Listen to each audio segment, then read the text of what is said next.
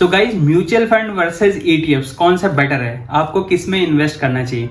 अगर आप पहले से म्यूचुअल फंड में इन्वेस्ट कर रहे हैं तो आप ईटीएफ में इन्वेस्ट कर सकते हैं। उसके एडवांटेजेस है बहुत सारे, वो मैं बाद में बताऊंगा। लेकिन अगर आप पहले म्यूचुअल फंड में इन्वेस्ट नहीं करते तो सबसे पहले आपको म्यूचुअल फंड में एसआईपी करना चाहिए।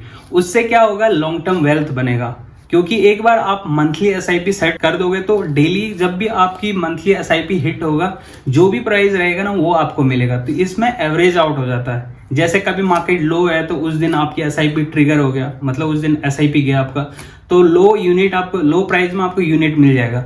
किसी दिन किसी मंथ ऐसा होगा कि मार्केट हाई है और उस टाइम पे आपका एसआईपी इंस्टॉलमेंट गया तो हाई में मिल जाएगा। लेकिन इन दोनों का जो बैलेंस निकालेंगे ना, एवरेज आउट होगा।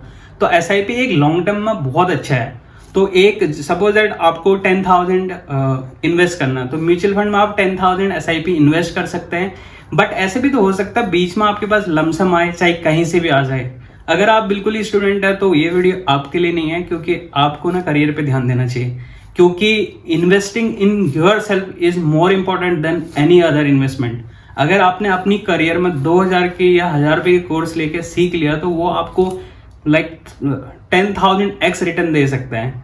ये 500 रुपए से कुछ नहीं होगा। सो जो भी लोग बोलते हैं कि 20s में इन्वेस्ट करो, that is great, but at the same time ये गलत भी है। क्योंकि 20s में होता है करियर को फोकस करने के लिए, अपने आप को इम्प्रूव करने के लिए। तो अगर आपने इम्प्रूव कर लिया तो 30 में लेट्स से आप 10 लाख पर मंथ कमाओगे, तो ये 500 रुपये इन्वेस्ट करने से कुछ नहीं होगा। अगर हैबिट के लिए आप कर सकते हो तो जरूर करना, बट एटलीस्ट ये वीडियो उन लोगों के लिए जो अर्न कर रहे हैं कुछ। तो अपने 10,000 की एसआईपी आप सेट करोगे।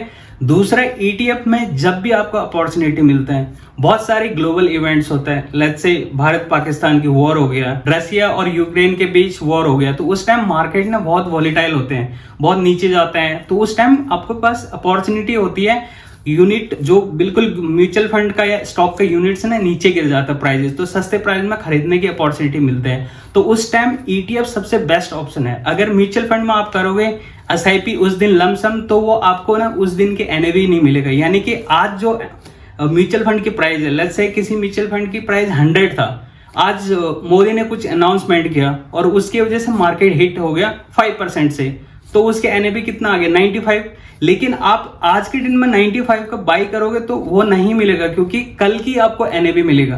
तो ये इस चक्कर में ईटीएफ सबसे अच्छा है। ईटीएफ में क्या होता है कि ईटीएफ भी एक म्यूचुअल फंड की तरह पोर्टफोलियो होता है, लेकिन ये एक्सचेंज ट्रेडेड फंड होता है। जैसे नॉर्मल शेयर, जैसा रिलायंस हो गया, एचडीएफसी होता है, वैसे ही ये बास्केट होता है सारे शेयर्स की। अब ये डिपेंड करता है आप कौन से इंडेक्स के फंड ले रहे हो, यानी कि ईटीएफ ले रहे हो, लार्ज कैप ईटीएफ यानी कि निफ्टी 20 ले रहे हो, या मिड कैप ईटीएफ ले रहे हो, तो उस हिसाब से उसमें सारी पोर्टफोलियो होते हैं ईटीएफ्स की और शेयर्स की। तो लाइव प्राइस आप लाइव मार्केट में खरीद सकते हैं। दूसरे, इसकी एक्सपेंस रेशियो ना बहुत कम होता है कंपेयर टू म्यूचुअल फंड्स। सो आपको दोनों का कॉम्बिनेशन करना चाहिए। जो भी लोग बोलते हैं कि आपको ईटीएफ ही करना चाहिए, म्यूचुअल फंड नहीं करना चाहिए, that is wrong. Because mutual fund आपके माइंड सेट ना लॉन्ग टर्म के लिए बनाता है, और जब भी आप एसआईपी करोगे तो लॉन्ग टर्म में बहुत अच्छा बेनिफिट मिलेगा।